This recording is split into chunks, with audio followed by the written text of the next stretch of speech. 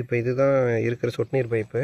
இந்த பைப்பை அறுத்துட்டு இந்த பைப்பை நம்ம ஜாயின் பண்ண போகிறோம். இந்த டீயு அப்புறம் இந்த வால்வு இது ரெண்டையும் ஜாயின் பண்ணி வச்சுருக்கேன். இதை இந்த புது பைப்போட ஜாயின் பண்ண போகிறோம். ஸோ இதுதான் இப்போ பண்ணுறோம். இது எப்படி நம்ம இப்போ மண் பறைக்காமல் யூஸ்வலாக என்ன பண்ணுவோன்னா, இந்த சைடு மண் ஒரு 5-6 அடி பறைச்சிட்டுருவோம், இந்த சைடு ஒரு 5-6 அடி பறைச்சி பைப்பை தூக்கி ரெண்டையும் ஜாயின் பண்ணுவோம். அது தூக்காமல் எப்படி ஜாயின் பண்ணுறது அப்படிங்கிறத பார்க்கலாம். இதுதான் ரொம்ப முக்கியமான பார்ட்டு. இதுதான் லாங் கப்ளிங்கு. இது பார்த்திங்கன்னா தெரியும். அதோ இந்த இடத்துல அந்த காடி மாதிரி இருக்கும்.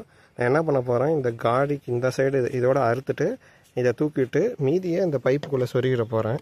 ஸோ ஒன்ஸ் அந்த பைப்பை நம்ம ஜாயின் பண்ணதான் இது அந்த சைடு தள்ளி பேஸ்ட் போட்டு ஒட்டிக்கலாம். நான் எப்படிங்கிறத காமிக்கிறேன். இப்போ பாருங்கள், இந்த செக் வால் இங்கே கனெக்ட் பண்ணிட்டேன் இந்த பைப்போட.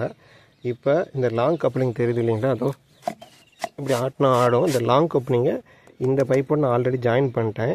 இப்போ நம்ம என்ன பண்ண போகிறோம் அப்படின்னா, இங்கே பேஸ்ட் ஒட்டி இந்த சைடு இங்கே பேஸ்ட் ஒட்டி லாங் கப்ளிங்கை இங்கே கூட ஜாயின் பண்ணுறது, அவ்வளோதான் வேலை. ஸோ நீங்கள் இப்படி பண்ணிங்க அப்படின்னா இந்த முழுசாக இங்கே குழி பறைக்க வேண்டியதில்லை. இந்த குழி பறைச்சி எடுத்து சொருகிற வேண்டிய வேலையே இல்லை. இது ரொம்ப ஈஸியாக போயிடும். ஸோ இந்த லாங் கப்ளிங் வாங்கி அது முன்னாடி பாட்டை மட்டும் அறுத்துட்டு இப்படி இருக்கிற பைப்புக்குள்ளே சொருகி விட்ருங்க. சொருகி விட்டுட்டு கடைசியில் எல்லா கனெக்ஷன் முடிஞ்சதான் இங்கே பேஸ்ட்டை போட்டு உள்ளே தள்ளிங்க, இந்த சைடும் போட்டு. இங்கே பார்த்தீங்கன்னா தெரியும், இந்த லாங் கப்ளிங்கு இந்த சைடு பேஸ்ட் போட்டு ஒட்டியாச்சு, இந்த சைடும் பேஸ்ட் போட்டு ஒட்டிட்டேன். ஸோ இதுமாரி தண்ணி எடுத்து வேண்டியதான். பைப் ஒன்று கனெக்ட் ஆகிடுச்சு. உங்கள் நேரம் செலவு பண்ணி இந்த வீடியோ பார்த்ததுக்கு நன்றி. உங்களுக்கு இந்த வீடியோ பிடிச்சிருந்துச்சுன்னா லைக் அண்ட் சப்ஸ்கிரைப் பண்ணுங்கள்.